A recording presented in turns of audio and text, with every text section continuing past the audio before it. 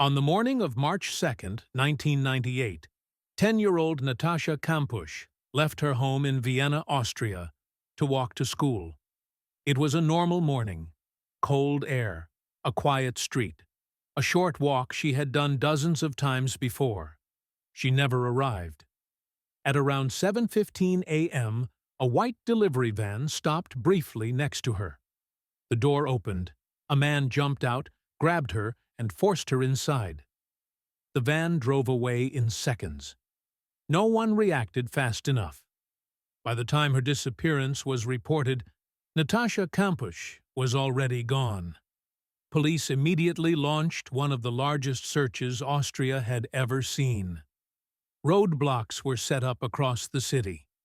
Helicopters scanned the area. Dogs followed trails that led nowhere. Her photograph flooded the media. She became the face of a national nightmare. But something didn't fit.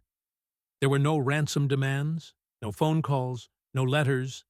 Days turned into weeks, weeks into months. And slowly, hope began to fade. What police didn't know was that Natascha had been taken to a quiet neighborhood in Strasshof, just outside Vienna, to a house that looked completely ordinary. Inside lived a man named Wolfgang Priklopil. He was 35 years old, socially awkward, reclusive, invisible. Years earlier, he had built something beneath his garage, a hidden cellar, not registered, not visible, not detectable, a concrete box, barely 5 square meters, soundproofed, sealed with a heavy steel door. This would be Natascha's world. From the first day, Wolfgang established absolute dominance. He controlled light. He controlled food. He controlled silence. He threatened her constantly. If she screamed, she would be killed. If she tried to escape, her family would be harmed. He isolated her completely. No clocks, no windows, no sense of time. Days lost meaning.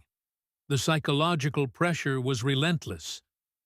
Wolfgang didn't just imprison her physically. He broke her mentally. He told her that nobody was looking for her anymore, that her parents had moved on, that the world had forgotten her. Isolation became the most powerful weapon. Above ground, life continued. Wolfgang went to work. He spoke with neighbors. He waved to people on the street. No one suspected a child was buried beneath his garage. Police even questioned him during the investigation. They searched the area, but the cellar remained hidden. Natascha learned to survive. She memorized routines. She learned when to speak, when to stay silent, how to read his mood. Fear became instinct. Over time, Wolfgang began allowing her limited access to the house. Not because he trusted her, because he wanted control.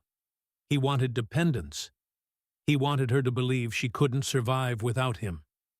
Years passed. Her body grew. Her childhood disappeared. The world changed without her. Then, in August 2006, everything shifted. Wolfgang asked her to clean his car.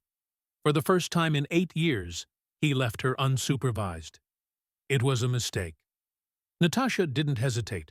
She ran, barefoot, screaming. A neighbor heard her cries and called police. Within minutes, officers arrived. The impossible was confirmed. Natascha Kampusch was alive. When Wolfgang realized what had happened, he panicked. Hours later, he stepped in front of a train, ending his life. The cellar was discovered, the locks, the walls, the truth. Austria was horrified. But freedom did not mean peace. Natascha faced intense media pressure, public judgment, psychological trauma. Some people questioned her behavior. Others blamed her survival. Few understood what 8 years of captivity does to the human mind. This was not just a kidnapping. It was a slow destruction, a crime built on control, fear, and silence.